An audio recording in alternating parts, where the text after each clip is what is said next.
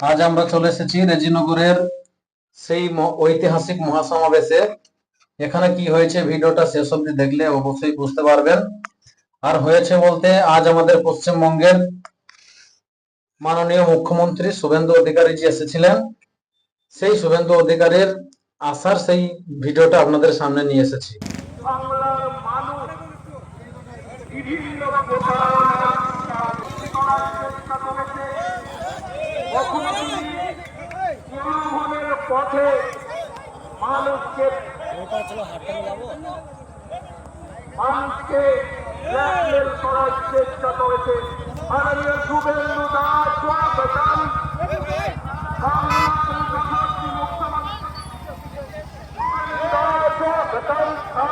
এই তো